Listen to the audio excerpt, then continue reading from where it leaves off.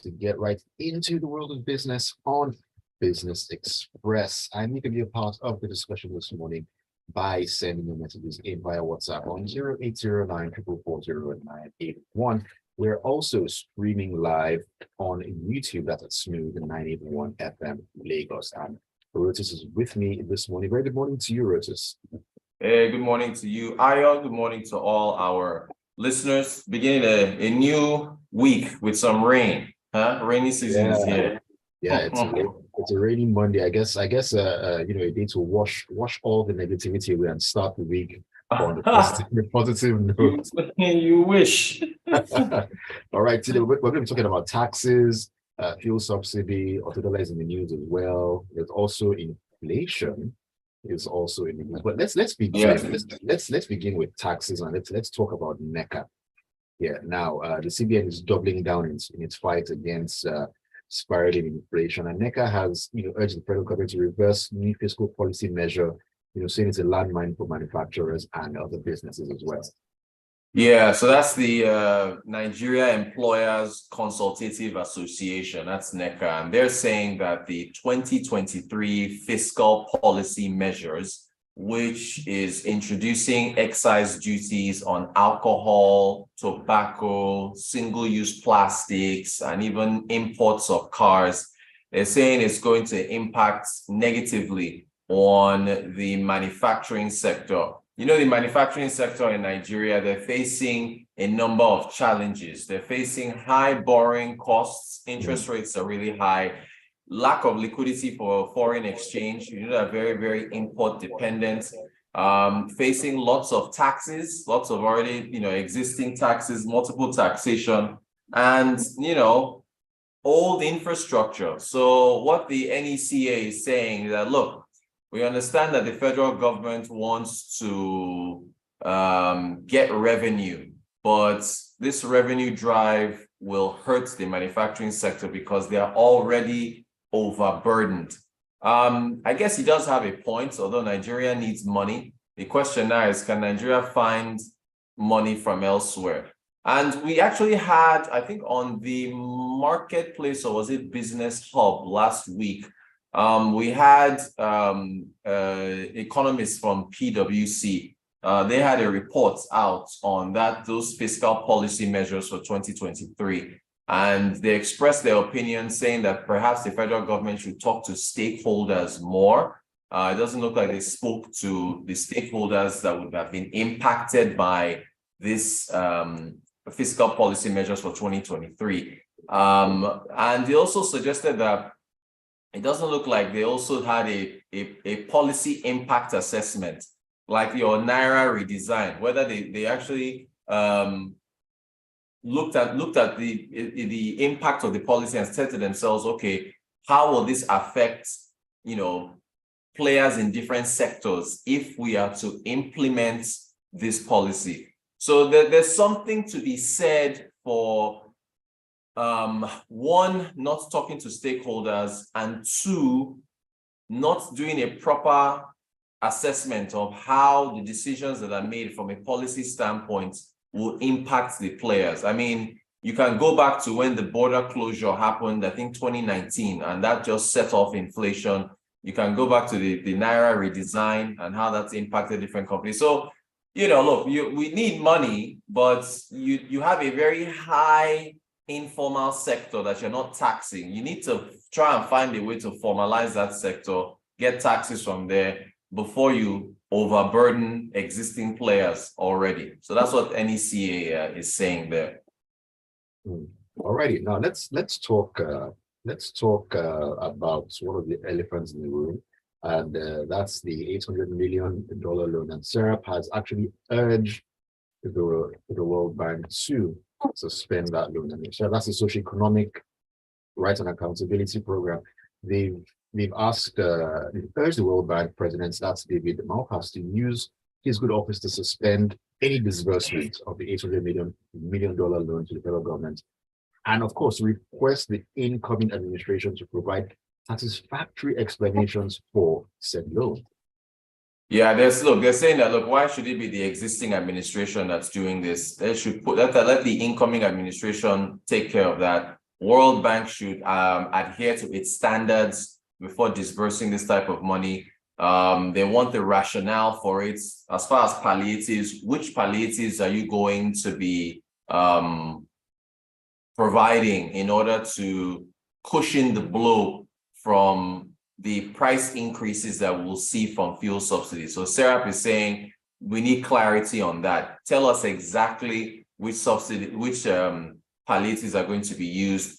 I think there was the President Buhari, who's on his way out. How many more days does he have? He's leaving on the 29th. Today is the 15th. So he's got 2 weeks. He's got 14 days, I think. 14 days exactly, yes. Yeah, he's got exactly 2 weeks. I think he's still in London, isn't he? He's still in London visiting his dentist or something. He's still there. Even though we've got we've got dentists in Nigeria. But yeah, so they're saying that we need more clarity, and they're even threatening to sue the world. But Sarah, they have lawsuits everywhere. I think they make a good point because, I mean, look at, you have an administration that is just leaving. Just look at all the loan requests, the contracts that have been approved. It's just an absolute flurry of contracts that are being approved. And the thing is, when you approve a contract, the next administration can't undo it, although they're in the same political party. So they're just, approving things left and right. It just seems like such a rush. So Serap is saying, slow down. Let's get some more clarity on palliatives that are going to be used. I think part of this money, there's also the issue of the social register. They're saying that they want to, President Buhari has requested the Senate for approval to finance the National Social Safety Network program, which disburses money to the poorest of the poor. So there's that as well. So, Serap is making, in my opinion, they're making some valid points. Well, looking at what Serap is saying here and them urging the World Bank. Now, is the World Bank any under obligation to say, okay, maybe the government is outgoing, maybe we should hold back, or do they just go forward and do what is being requested of them at any particular point in time? It looks like this has been in the works for some time. So I know it's coming at, it seems like a late hour for this administration, but knowing the standards of the World Bank, I think they've been talking about this for a bit. And yeah, I mean, it's the decision of the World Bank to disburse funds as it sees fit. It will do its own due diligence and review things itself. So it doesn't, Serap can't force the World Bank to do anything. But from I guess, integrity standpoints, from the point of just due diligence, that's why they're making their case. But no, they're under no obligation. And perhaps this is something that's already been in the works for some time, and it's just now that they are agreeing to disburse the money, since fuel subsidy provisions in the budget end in June. So it suggests that the subsidy will be, although they pushed that to the next administration, but for you to not end subsidies after this money has been approved, it would cause quite a stir. So we have to assume that subsidies are going to be removed, although we haven't heard concrete language since Tinubu won since he was declared winner of the election as to doing that. But that's where we're going, Ayo. That's the path. Well, I guess until it happens, we'll have to wait and actually see. Yeah. All right. Now, Femi Otedola is in the news, and he has received $19 million in arbitration award over the share purchase agreement involving the sale of Port Oil, which is now known as Adoba PLC. Can you tell us more about this, Rotus? Yeah. I mean, basically, it was a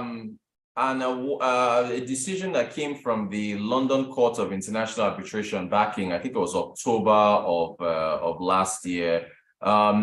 Basically, there was a company called Ignite Investments, which in 2019 agreed with Forte Oil to acquire about 983 million shares, equal to about 75% stake of Forte, in a deal worth about 64.9 or so, 65 billion naira.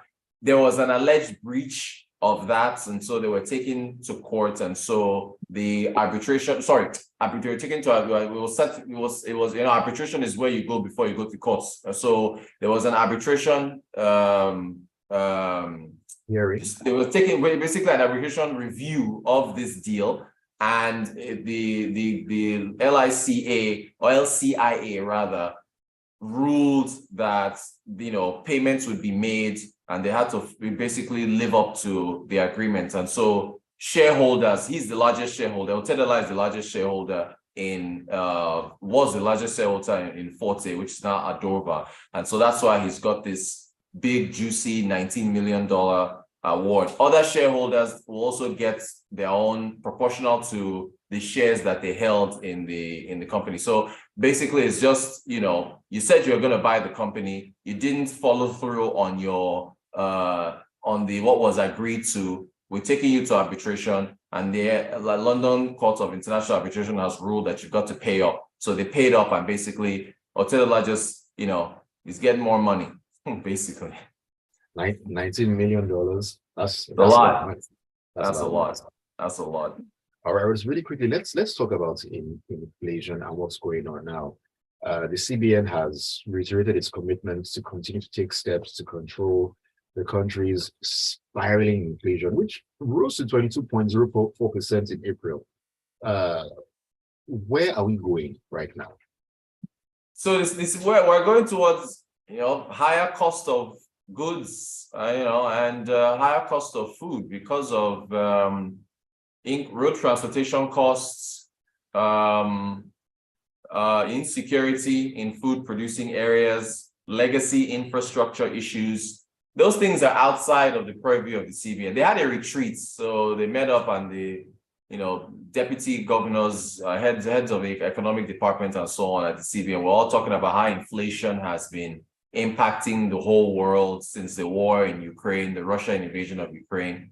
And they were just saying, hey, look, we're going to try to fight it, but there's only so much they can do. All they can do is keep raising interest rates to try to meet up with inflation. But inflation is at 22. Your interest rates benchmark rate is at 18. It's the fiscal side. It's the CBN is the monetary side. The fiscal side, the other side of the coin. Federal governments, they have to do what they can to reduce inflation. So as far as insecurity, road transportation, your lack of power to store foods, that's the CBN can't do anything about that. So that's where we are.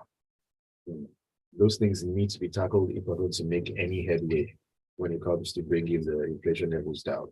Exactly. That's it. Those are the things. And those are not, they're not in the purview of the central bank. So they'll do their parts, but as we can see, they've been raising interest rates, but inflation is still going up. So there you have it. Oh well, we keep moving, I guess. Indeed. Right, we keep moving up. All right, and that's all the time we have on Business Express this morning. Thank you very much, Rotus, for joining us this morning. Thank you. See you tomorrow. Take it easy. All right, have a great day.